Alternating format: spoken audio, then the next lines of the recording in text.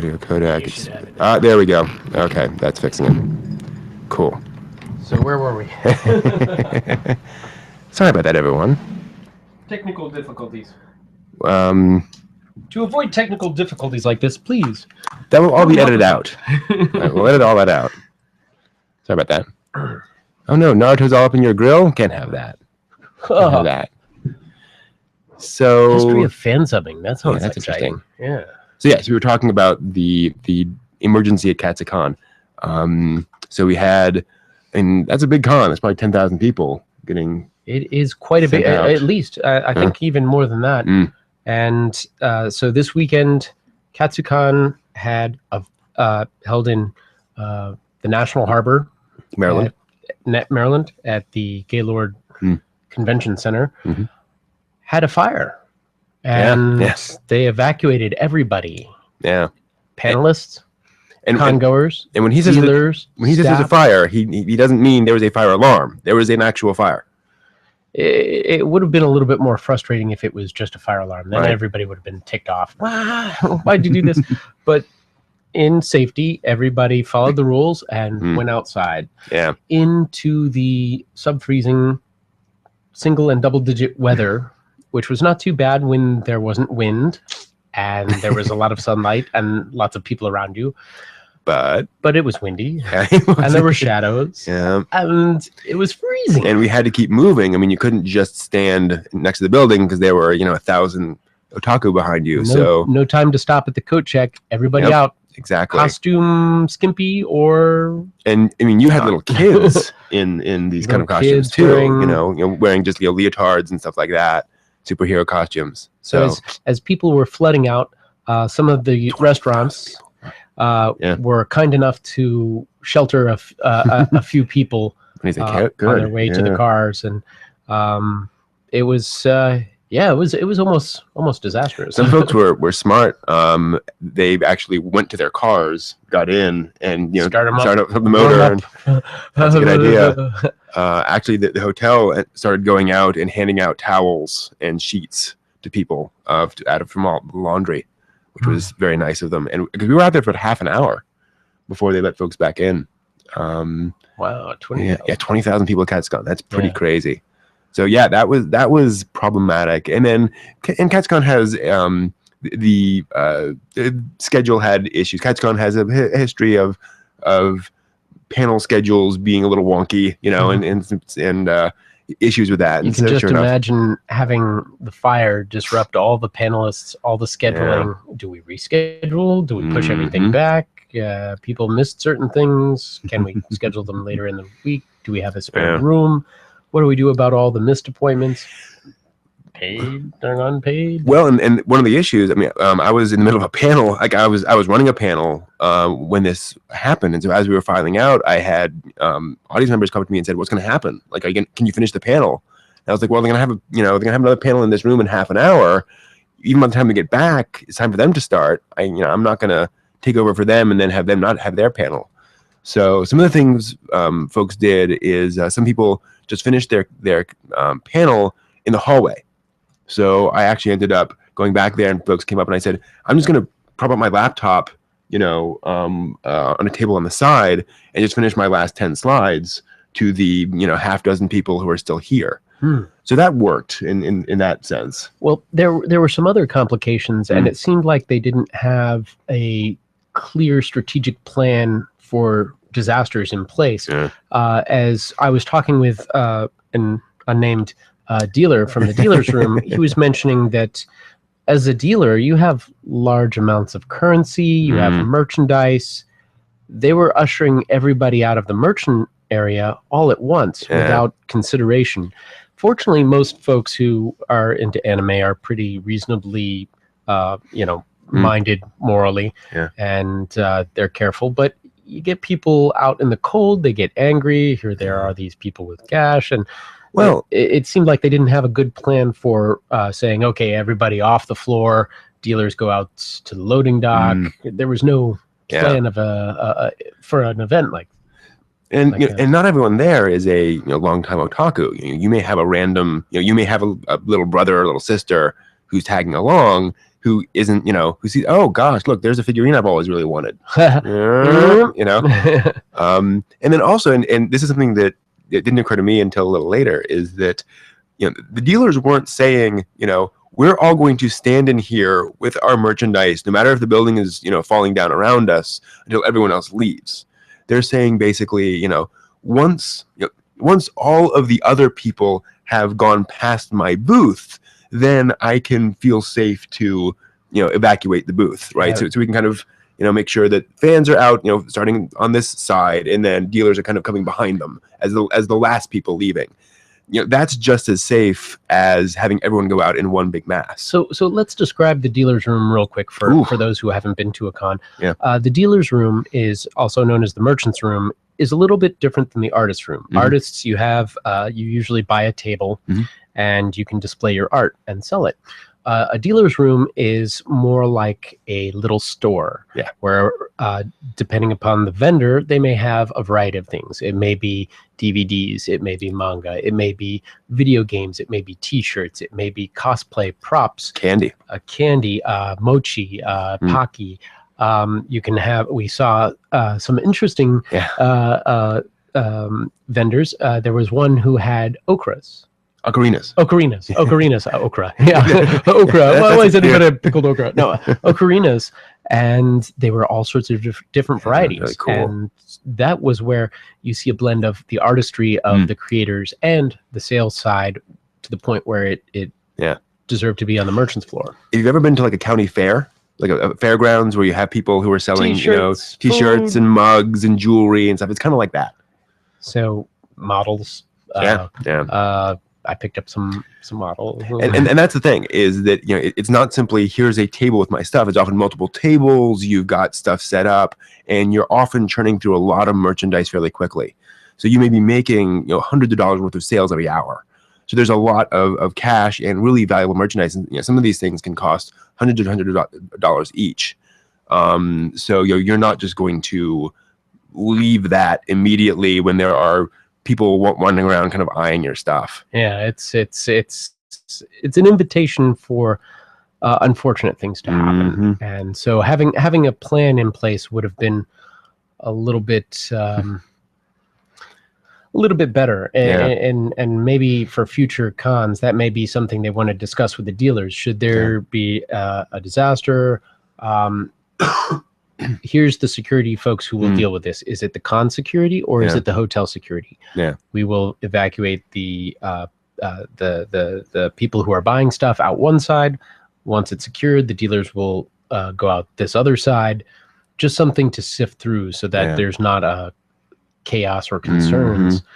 So there may be some growing pains that Katsacon is going through since they have had this event, and this wasn't the first time they had fire bells go off, but I think this was the first time I definitely know there was a fire associated with it. Yeah, it's tough. And to be clear, Dee's asking in the chat room, the dealer's room is usually a complete room. So they'll have a large, almost like a warehouse space. Entrance, exit, staff posted at the entrances and exits to make sure that you have a badge. And that you're going in the indoor and out the outdoor. Yeah, and vice versa. And it's almost always within the the hotel or the convention center space. So there's some area there set aside for it, but it might be combined with the artist alley or with some other things, depending on the size of the con and how much space they have. And what's really great is when you go to different panels at a convention and you hear of some obscure anime. Yeah. Usually, if it's a large enough convention, you can go down to the dealer's floor and hunt down that title and find it. And if not, find some other interesting anime that you haven't seen before. Another thing I really like the dealer's room, if you're into figurines, one of the problems with buying figurines online is getting a sense of what it really looks like in real life. And in the dealer's room, you actually have it sitting there in real life. Three-dimensional, a lot of around. A lot of these dealers will have literally assembled excuse me, will have the assembled figurines sitting there for you to look at, just not in box, sitting there. Oh, and also model kits. One thing that we found at Otakon was there was a booth dedicated to model kits. and you could see where you could buy the uncompleted model, but then you could also see people who had entered competitions with theirs, and it wasn't just building the model, but they'd also put it into a small diorama.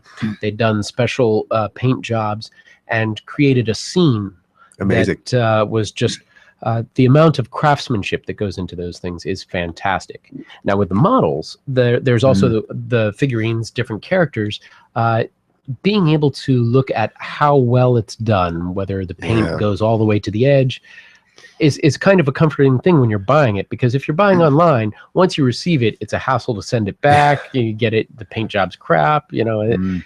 Not usually, but in the event that you can see it right there, you know what you're getting. Well, and with figurines, you'll have different modelers with different styles, so they may be having a certain take on that character that you really love, or just doesn't quite work for you because of just that three-dimensionality of a figurine is not the same as 2D. So it's complicated. Something else that they have is artists who are selling books, manga, their own things in. So there's an overlap sometimes. You'll get people who are publishers who will have certain talent to showcase at that event. Some of the industry players will be there. For example, Funimation had a booth, Crunchyroll had a booth, Sentai Filmworks had a booth, and I know I'm leaving out some folks, but they're basically any of the players that want to make a presence will show up at these, and they usually go for the bigger cons, but sometimes smaller cons get stuff like that too. Speaking of which, for those of you who are fans of Vertical, the manga publisher, they've done a lot of very impressive, very important manga publishing in America. If you find their booth at a con, it's usually staffed by an employee of their company who knows what they are talking about.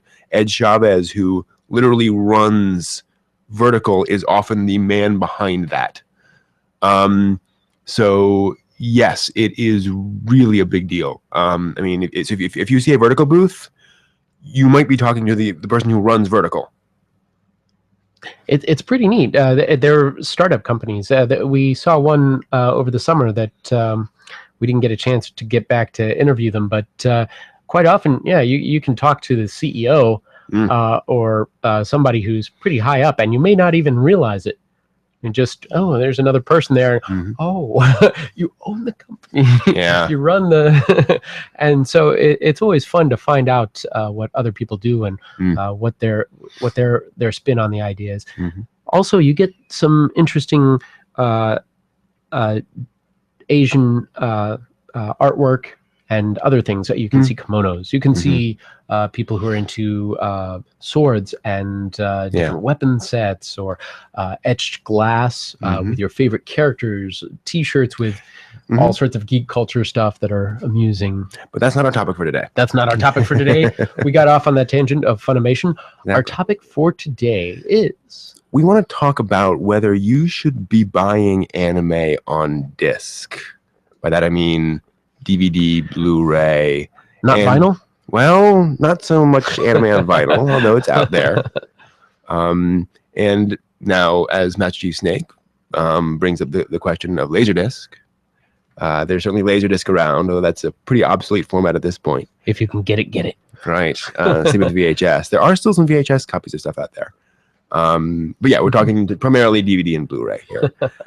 And we ask this because of this thing that we're often harping about, that DVD and Blu-ray sales are still the primary way that anime companies in Japan and America sort of value or rate the success of a series, right? Okay. So if DVD, Blu-ray disc sales are high, it's a success. If not, they're low. Streaming still isn't a huge thing. It's a little bigger than I thought it was, but it's certainly not, as far as I can tell, as big as that disc sales number. So the question becomes, is it a sort of a moral imperative? Is it ethically important to buy anime on disc? Now this is something that we've really thought about quite a bit, and so when we do get a chance to talk to folks in the industry, we usually say, hey, what what's your perspective on this? And this past weekend, we had an opportunity to speak to Adam Sheehan. Yeah. For those of you who don't know, Adam Sheehan used to be with Funimation for more than 10 years. Yeah. I think, was it 12, 13 years? And so he's seen a lot of the industry, and he's manned a lot of the Funimation booths. Just a few years back, he switched jobs, and now he's working with Crunchyroll. Mm-hmm. And for those of you who don't know, Crunchyroll is what did they describe themselves as? The Netflix for anime. Yeah. But they have Pretty online much. streaming services, Mhm. and online they've come out with online manga services and HD and ad free and premium services and stuff like that. And so as Adam Sheehan has moved from one company to the other, he's taken a lot of knowledge and experience with him. And we asked him about the situation with DVD sales versus streaming and the issues of piracy. And he gave us some promising responses regarding that. True. And by that we mean that streaming is increasingly important, i.e. it used to be something where it was there. It was a way to stem the tide of piracy, and people recognize that, but it was not a significant moneymaker for folks. That is the tide is starting to change, but for the purposes of our discussion, importantly, it's still not there yet. So until that becomes a significant feature, is it important to buy anime? Now, D in the chat room asked, do you mean buying anime that you've seen to support it, or to blind buy? That's an interesting distinction. It's a little bit of both for me. When I followed a series and I really like it, I have to have a copy of it. And part of that is because of the premiums. And by premiums, I mean on DVD, they'll have interviews with the voice actors. They'll have character sketches. They'll have alternate, all sorts of different bells and whistles that they add in that you don't usually get in a streaming service. So let me pause you right there, because that's become less true over time. So we're seeing more and more box sets that are just the episodes, maybe a clean opening and an ending. So let's assume we're talking about box sets that don't have extras. Let's kind of narrow it down to where. Well, let's see. A box set without extras. So there's the packaging itself, which has an influence. And you just enlightened me recently about the Save series. If you are out there wondering what the Save series is, it's a series where anime is sold at in a more condensed box, and it is packaged with less frills to save you money as a consumer. But then that means you're not getting the insert with the special artwork and 32-page book. You're not getting the soundtrack or special metal tin. It's a very basic box, and it's usually distinguished by a green spine that says Save on it. Apparently, you can take the sleeve out of that, turn it around backwards, and tuck it back in, and it doesn't have the green sometimes spine. Okay, sometimes. So it doesn't look like you're cheap when you put it on your bookshelf. But with some series, it makes more sense. If you don't know what the series is, but you want to go and see the whole series, why not get a Save series? But at that point, so, and that gets back to the point. If you can get it for free online, right, and you want to finish watching it, and I mean getting it free either legally or illegally, why spend even the $25? That's a good question. I think that comes down to what gets repeated in life is often what's rewarded. And if I really enjoy a story, I want to support the artists and let them know that I support them, and friends as well. And being able to buy a hard copy not only supports the artists, but also then I have something tangible that I can share, because it's nice to be able to share something over the net on a chat room or on a forum. But when a friend comes over and I can say, hey, check out this series, I loved it, you know, and I can give them the discs. It has some weight to it, and I feel that I've done justice to the folks who are the creators because I've supported them, and I'm hoping that they'll make more in that vein. Or that series, and I think just from that, and I think that gets to kind of the larger ethical parameters and ramifications. Is that it's not just about the money you're spending; it's about where that money goes to, right? Spending is not a purely selfish act. That money then goes somewhere else. So the fact that you're spending that money means that money then goes back to the other actors in the larger sense of the other people involved in that production. Now this gets just interesting, in more territory, because the question is, where does that money go, right?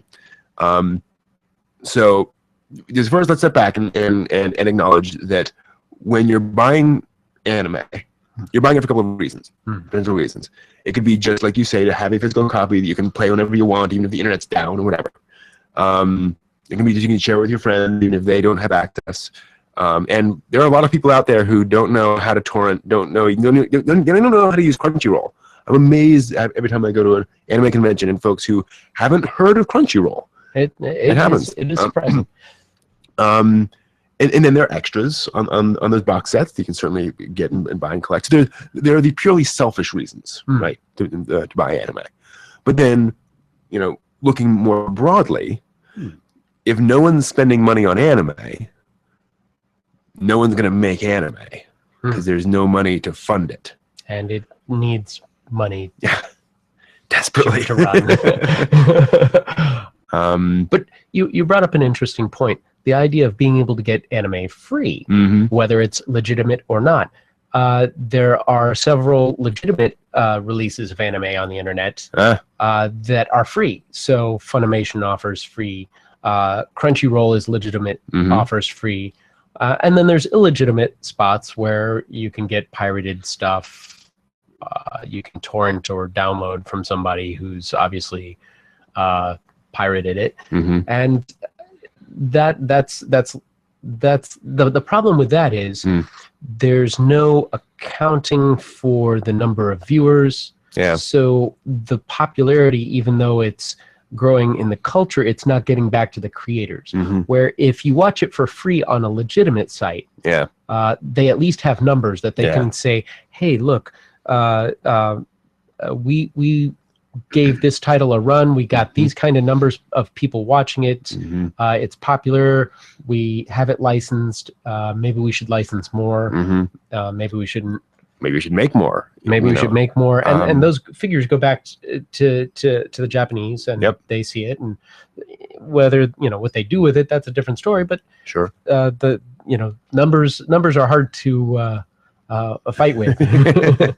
Exactly. And I think that's an excellent point, that you have to be aware of how your behavior affects things. Like you said, if you're watching it on a legitimate streaming site, then that view gets wasted in a sense, where it could be on a legit site. And honestly, the prices are so low now. Crunchyroll is what, $8 a month.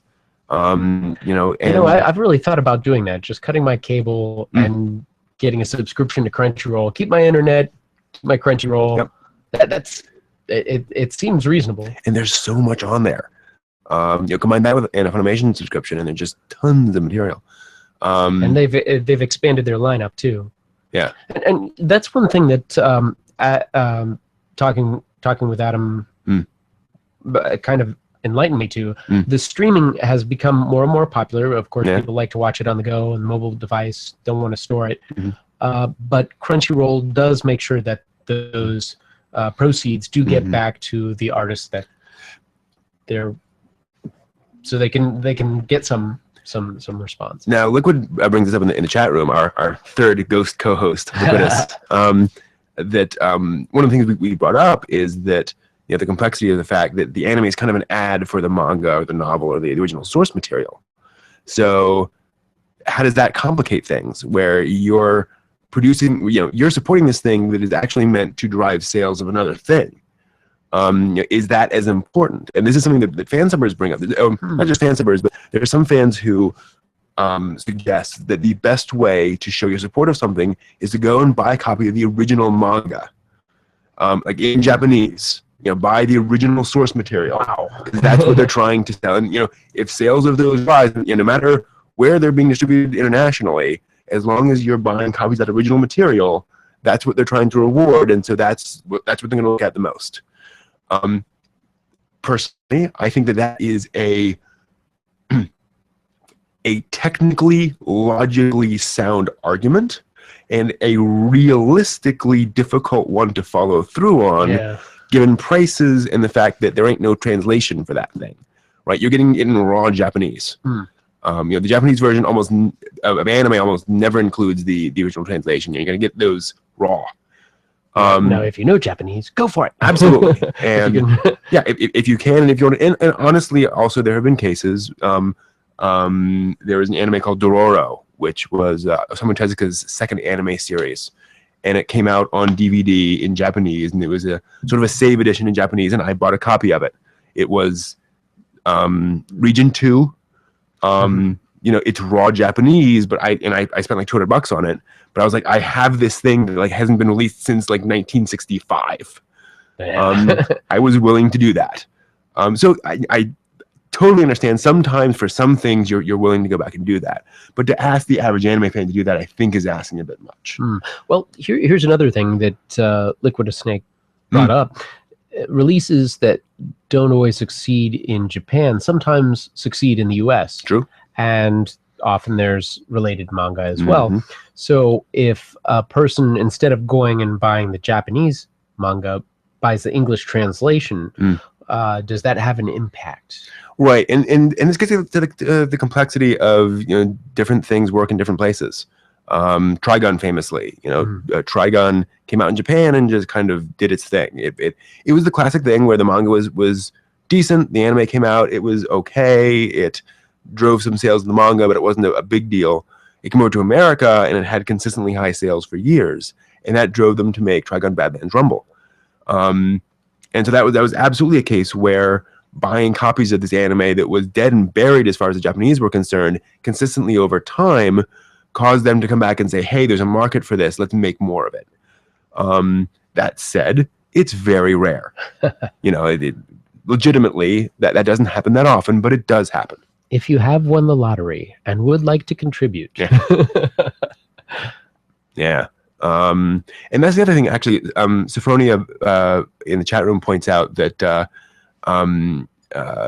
even with free streaming with the ads, you get some potential revenue back to the creators. Who knows how much, you know, of that actually got? I mean, I have no idea what those numbers are, but yeah, Adam keeps those stats. At least, but exactly, you know, at least that you know, lets that happen. The other thing about that too is the ads aren't bad. Yeah, and then they can keep track of views. They can say, hey, this is wildly popular here. You know, maybe we should release a special edition for all the fans, rather than just an expensive save edition. And so if you are a fan and you get that one with a poster in it, or the soundtrack, or a t-shirt, or, you know, whatever, you know, it's really nice.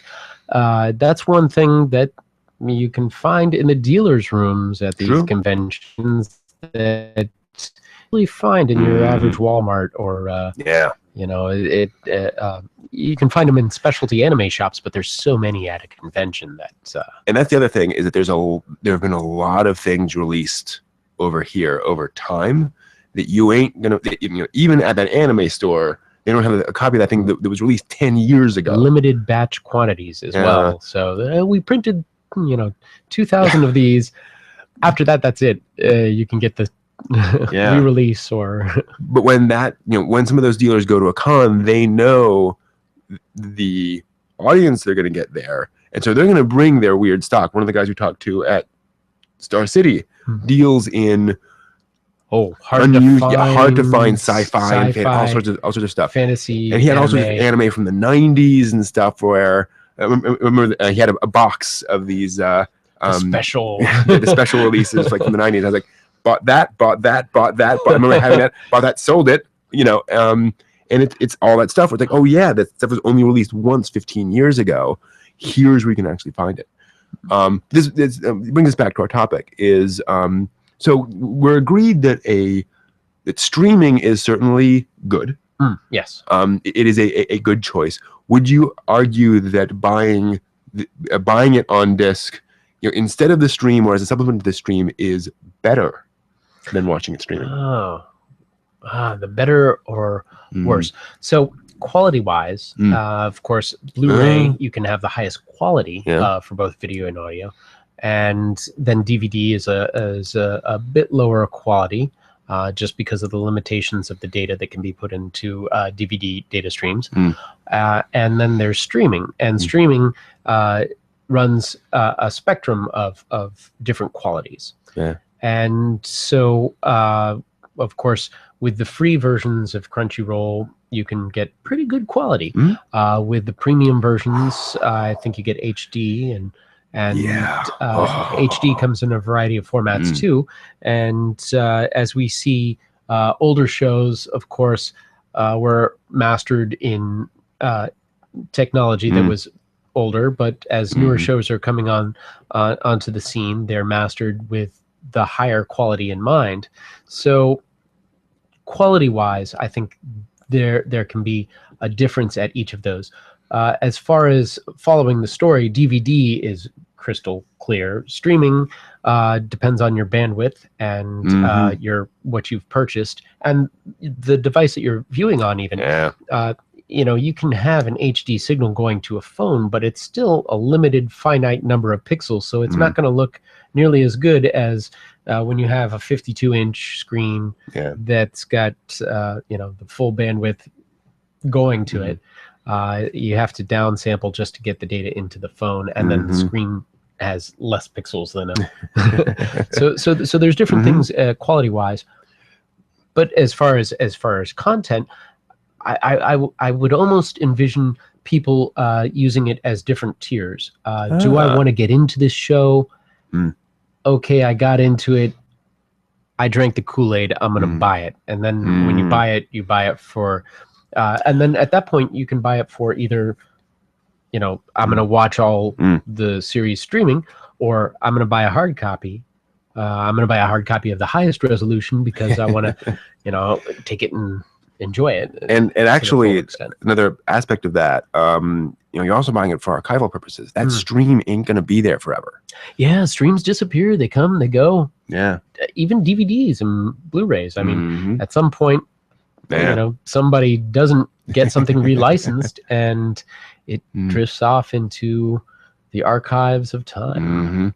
So I want to get to some of these comments in the chat room. D seems to be arguing that the shows that have a fan base strong enough to affect sales already have a backing in the majority of cases, which seems to suggest that if there's a large fan base, then that's going to drive sales anyway. I actually disagree. Because we've seen that in the anime industry, anime fandom, where a show will have lots of fans, but no one's actually buying anything. And as a result, Haruhi Suzumiya was an example of this, as I understand it, that sales of that were remarkably sluggish, despite how hugely popular it was. It sold okay, but it was a moderate amount of sales, considering it was like the biggest anime of its year. Because people said basically, well, I've already watched it. Why would I buy it? So fan base does not necessarily equal sales. Yeah, and doesn't equal repeat. And I think in anime fandom, especially, we found that happening. It's something where obviously there are cases in any industry, but I think in anime especially, partly because we have a lot of younger fans who just aren't going to go out and spend $50-$70 on stuff. But perhaps what about large franchises like Dragon Ball Z, Naruto, Bleach, the big One Piece, things that have gotten so huge, they have their own momentum. Yeah. At that point, is that that's an interesting point. It's hard to say, especially with these shows. And although the other side of that coin is we've certainly seen shows like Bleach where the fandom dissipated, and people just didn't. And obviously there were plot problems. There were lots of reasons for that. But fans, the fandom shrank, and as a result, the manga kind of shut itself down. The anime certainly shut itself down. So you do have that happening where just being a juggernaut doesn't mean you're going to stay there until the the manga dies drawing. So Liquidus asks, are combo packs doing well for anime? Sentai Filmworks said the DVD sales still surpass their Blu-ray sales in a con before, and Funimation releases anime but combo packs now. Yeah, we were talking to some of the dealers, and yes, they do sell very well. Surprisingly, they're saying, actually not surprisingly, the expensive box sets are selling very well. And I had been under the impression that streaming was going to cause that to diminish, and as Adam was describing to us, in the general DVD sales of all entertainment, that's usually the case. But with anime, we're a special crowd. We actually have an increase in special box sales and DVD sales because we are fans and collectors and we enjoy it so much that the streaming hasn't cut into it. And so that was an eye-opener. When I heard him say that, I was shocked because for most of the time, we had been under the impression that streaming was going to kill off hard copy, and it seems like the two are growing together side by side. Interestingly, it's that higher end of the market that seems to be sort of pulling it along more than sales of the $20 box sets, which was kind of not how I expected things to go. Now, Dee was mentioning, is there a way to donate directly to these artists? And the closest thing that we see is Kickstarters and fan inspired contributions to an effort. Yeah, but that could be hit or miss. Yeah, and I followed those for quite a while back when there was that big rash of them and stuff for Under the Dog and all those. And unfortunately, the reality is most of those don't fund. There are a few high-profile successes, but most of them just don't get enough money to actually fund the anime. And of course, those are all funding, a single 5-minute or 10-minute or maybe a half an hour thing. They're not funding an entire TV series or a movie. So that I hope that goes somewhere, but it hasn't really been proven yet. So it'll be interesting to see if that goes. If you guys want to prove this, you can donate to us. We'll get our studio off the ground, and we have some shorts that we could throw in. We certainly see it with things like, I think it's over here. Is Time of Eve over here?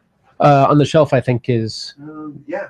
So this is the Kickstarted Time of Eve box set, where Time of Eve came out, and it was, it did decently. And they launched a Kickstarter for a release of Time of Eve. And, you get a booklet and the DVDs and all that kind of stuff in here. It's a very nice release of Time of Eve. And this all happened because of a Kickstarter. And they said, basically, this is something they didn't expect. They got a lot of interest from fans saying, I would like a box set of this, but never enough for a really nice release. Success story. And so, so they just went straight to the fans and said, okay, if there are enough of you, we'll make it. And there were, and they did. So it does happen. But, again, this is for an already existing anime. I knew somebody who was a box set designer. And if there's enough interest from you guys, maybe I could contact her and see if she might talk with us about that'd be fascinating. Definitely. Just let me know if that's the kind of thing that you're interested in. It's always fun to see different ways of packaging, and recently we saw some new packaging. Speaking of which, there's a great TED talk by a guy, I'm forgetting his name, but if you look for book covers TED, it's a TED talk by this guy who designs book covers, and he did the book cover for Haruki Murakami's 1Q84, the one of the multiple transparent layers, and he also designed excuse me, relevant to us, excuse me, recovering from a cold from Katsacon, yay.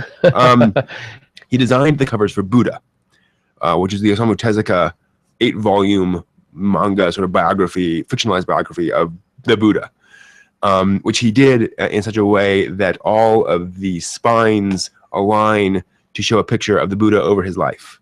It's a beautiful thing. But he talks about how you design the cover of something to be visually appealing and to explain the story of it, if you will, through the cover. It's fascinating. It's really, really neat. There's a lot of thought that goes into the design of things. Yeah. And so Dee says, I think the bookcase effect, it's a great way of putting it. You love it so much, you want the box set sitting on your shelf. So you say, this is the thing that I love, and I always have it, so I can always look at it. And you've heard the phrase out of sight, out of mind. Yeah. Well, having a bookshelf in some cases is very, very handy because you can walk through and it's like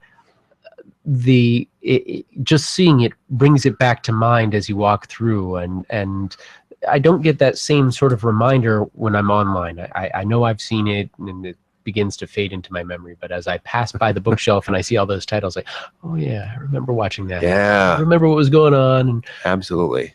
And as you move up as a fan and you start talking to people about things, you start referencing things, and maybe you want to do a panel somewhere, it's really handy to be able to go back to that anime and say, you know, I remember that this scene, I want to be able to pull it up and watch it.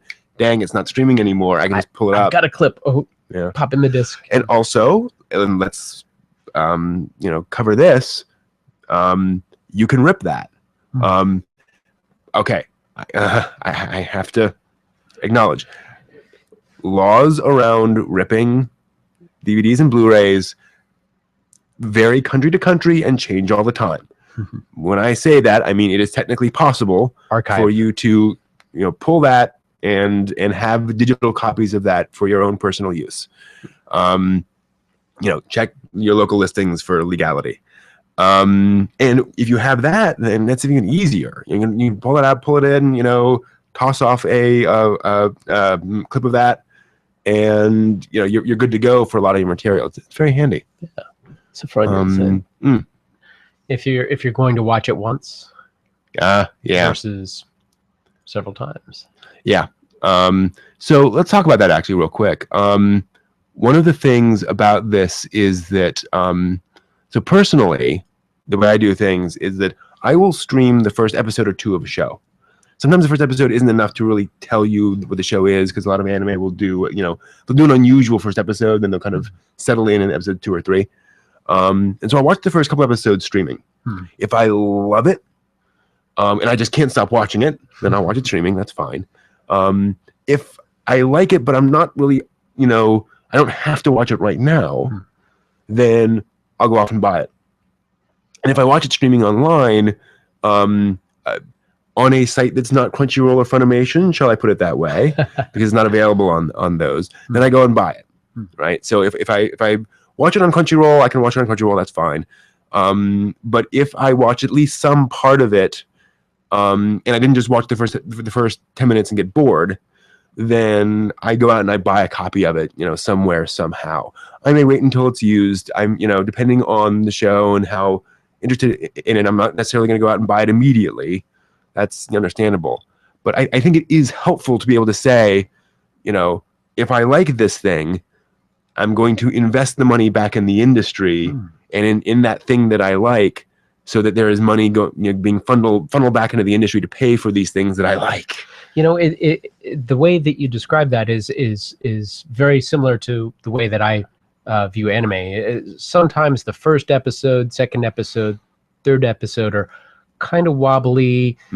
It's like they're still trying to get their legs with the story, and I always hold out hope that it will go somewhere.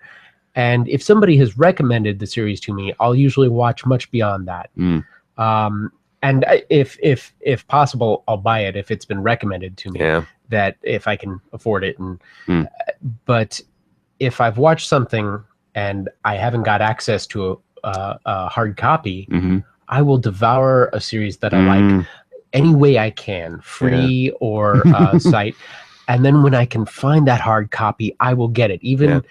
Even if I haven't, you know, some of them I've gotten and I've already seen the story, and I haven't really watched it even after I bought it. But it's always there. So if I want to again, I can. And so the viewing habits are interesting in that respect, because if I've enjoyed it, I definitely want it.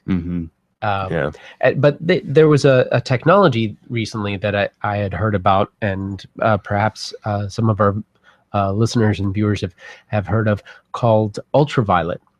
And it was a licensing concept where you could own the rights to have copies of a movie or whatever intellectual property, video, audio, and they would allow you a certain number of devices that you could put it on, and you would have some sort of a digital key. So if you ever lost it due to flood or fire or theft or whatever, once you had that digital key, you could always go and say, hey, I own a legitimate copy of this. I can stream it to my device. I can put it on this. I can have it on all these different varieties of devices. But I haven't seen much of that lately, so I don't know how far that caught on. It may have gone the way of HD DVD. Yeah. I think folks kind of push back on the whole licensing thing, and there are no problems with iTunes, where you have 5 different iTunes accounts, and then suddenly you can't have it. You've run out of your licenses because it's on an old Mac that's in the closet that you haven't used in 10 years, and you got to go and deregister it there, and now you can use it on this new, iPad you just bought, and just all that. I think, I appreciate the concept, but I think crazy tricky. I think of how long your list of anime is. So for those of you who don't know, you have to check out Brent's website. BrentNewhall.com. And see all these anime series he's seen. It's just mind-boggling. I do use I don't use my anime list as much, but I do use AnyDB.net. Yeah. And you were mentioning that the trouble of having so many and updating was in and of itself was tricky just to keep track of the titles. I can't imagine trying to keep track of licensing keys and which devices, and it just seems overly complicated. Yeah. The reason I don't have my anime list is because I started that webpage before Mal actually existed. I'm old. And Mal, what's this Mal? Right. Who's Mal? Who? No, not the Captain Firefly. But it's I started this webpage because I needed to track them, and then by the time my anime list came to existence, I was like, well, I could either spend all weekend copying all this over to my anime list, or I could just keep on using this thing and not spend time doing that. So yeah, oh well. I'm not sure if Ultraviolet did allow those. I don't didn't think get as so. deep into it as I'd like to have. Yeah. I'm kind of curious. Because the thing is that I can add an entry to that page in no time flat.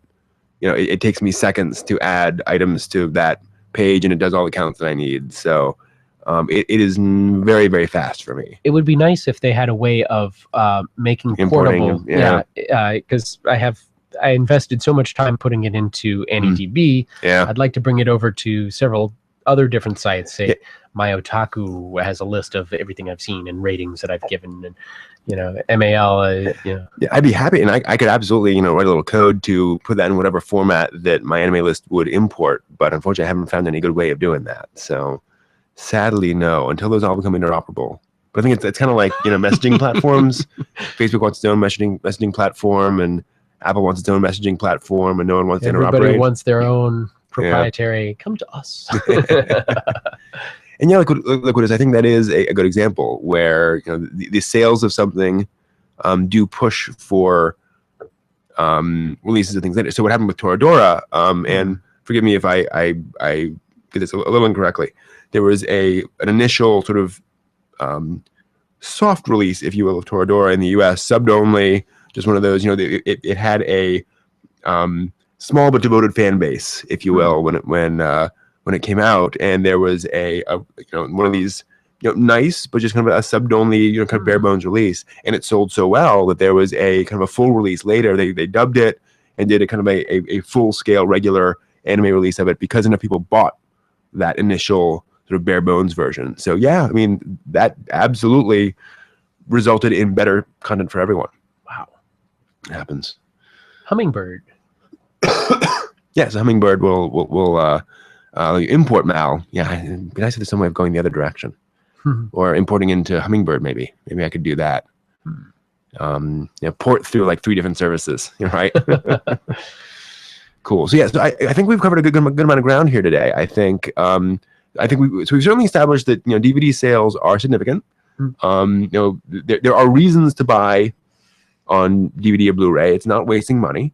It can be useful for you. It can be useful for the industry. We certainly acknowledge that not everyone can, spend $100 a week on anime. But it's even people who do. You kidding? Heck, that was my life for years. But So, totally understood, but that, there are good reasons to do it if and when you can for the good of the industry itself. The Anime Disc Rescue Society. So, Liquidus asks, how can we support buying an anime that you like, but the sets are out of your affordable zone? For example, watching Gurren Lagann on Netflix, liking it, and discovering the Aniplex set goes for $500. That's called budgeting. That's called looking at the anime that you want and prioritizing and saying, okay, well, I can't buy this anime now. I can go and get this, or I can get this. And, maybe I don't buy any other anime, but I buy this one thing for now. And then I wait and I buy other stuff later once my money, becomes available again. Find a legitimate site that's streaming it and watch it so that you see the ads. Yeah, that too. And that's the other thing is there are going to be, and this is actually a really important point, there are going to be releases that are out of your price range. That's cool. I go to used bookstores. I pick up anime there. And sometimes I'll even have a complete set. A lot of times it'll be one disc out of 4 series. And I have to wait till next time comes around, or I'll pick it up and hope to trade it to somebody or get a feel for how the show is. Maybe watch some of it streaming, some of it on my disc, some of it eventually I'll pick up other discs if it's. And really here's good. the thing, D. I disagree with you wholeheartedly. The $500 is absurd. They said that Aniplex has been setting prices that high for a for a while for a reason. They sell those box sets. Those sell. They don't sell to you, but they sell to other people. They're not for people who, find that a problem. Those are for certain kinds of fans who are willing to pay that much. I can't say that I would pay $500 all in one spot at this stage. I just would have a hard time doing that. Now, if I had a lot more money, maybe I would feel more comfortable. But I wonder who all is buying those $500 box sets. They must be really committed. Yeah. There are fans out there who will buy it, and given the amount of content there's a lot of stuff in that. I'm not saying that it's worth it for everybody, but I'm saying it's not a bare bones release. And the point is, and again, it's not illegal. They are charging people. People can charge whatever the heck price they want. Was that only 52 episodes? I think so. Yeah. Was it? I think so. Yeah. Ooh, $500. Yeah. So what's that come to an episode? $10 an episode. That's a heck of a lot cheaper than Japan. Yeah, I was just about to say that sounds like Japan prices there. $40 an episode in Japan. Yeah. So that's that's a fourth of the price of an original run DVD release or Blu-ray release. But then again, that's owning it. And if there's a way to stream it, I'm sure you could stream it for a much more reasonable price if you're just looking for the content to watch once and not watch again. Once you own it, I mean, you own it. You could take it and make your own, AMV with footage from it. You can subsample it and turn it into songs. Well, and here's the other thing too, is and this gets to kind of the complexities of the American market, is that, once the FMA, and look what this brings up, let's say the FMA license expires and Aniplex picks it up and they sell a box set. You do realize that the old box sets are still on Amazon, right? Like you can go and they'll have 20 or 30 used copies of those things out there. You can go on eBay and find them. And they much better price sometimes. Right, and they may be cheaper, and they may even be a little more, right? The price might even increase, but they're going to be a lot less than the Aniplex box set. Aniplex is selling it for the people who are looking for that particular thing. Well, now here's something Death Cannon has brought up. On a flash drive. How do you feel about a flash drive for sale rather than a disc? Oh, yeah.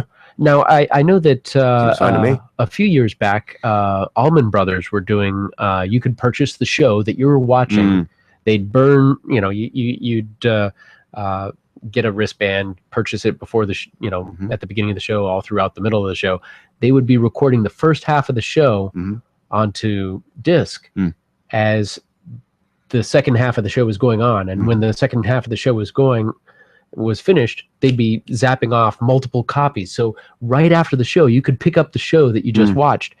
It would be a lot faster if they did USB 3 on a drive after a show. It completely makes sense if you're going to go with one hard copy version to another, that you could do it on a flash drive and then carry it around. Yeah, that's don't see why not. You might pitch that idea to some of the content distributors. That's a good idea. Yeah. Of course, then again, the copy content is a little bit easier to crack on. and here's the thing, D. I mean, I agree. You'd spend $500 on a series that actually shape your view on things. There are people for whom Gurren Lagann did that. There are people for whom Gurren Lagann absolutely changed their life. He died. For me, Galaxy Express is one of those things. Galaxy Express and Star Blazers. I spend more money than I need to, but I just, it's part of my childhood. Yeah, absolutely. It's got that. I mean, I'm not going for the Blu-ray version of things because it wasn't mastered on that, but it was, it has that thing that just, I've got to see. Exactly. No, and that's the whole thing is that we need to. Sorry, guys. You need to find that thing. It gets him all choked up when I think about it. So yeah, I think we've covered the topic pretty well. Excuse me. There are reasons. It's definitely worth looking at and considering what your budget is and spending that reasonably on things that actually help the industry. Yeah, just don't go overboard like I do once in a while and spend more than your budget. There's the whole other side of, saving for the future. That's certainly another side of it. So, yes, being an otaku is not the only thing in your life. Yeah, somebody out there will buy it and change their mind and they'll sell it. And I've sold box sets before. That's cool. Sometimes you're like, you know what? I don't need this. That's fine. And you make some money off of it. Cool. Yeah. It makes somebody happy. Sure. On to them. Totally. Yeah. All right. Thank you all very much. Exciting episode. Absolutely. Thank you all very much for being part of it. Yes. We will be back next week talking about the elements of an anime concept that make for a good short self-contained series, a successful self-contained series. Self-contained. Right. So if you've got a 13-episode series that isn't going anywhere else, what elements of that show make that effective in that single self-contained thing? Where 13 episodes. You finish it and you're like, I don't need any more. Oh, wow. Right. Yeah. Maybe I want more, but they tied it all up nice in a nice package. So that'll be us next week. Thank you all very much for coming and being part of this, and we will see you all next week. Check our channel if you haven't already for our very special video that we posted today, our culture shock on Lolicon. Oh yes. And with that, thank y'all very much. Take care. See you next week. See ya.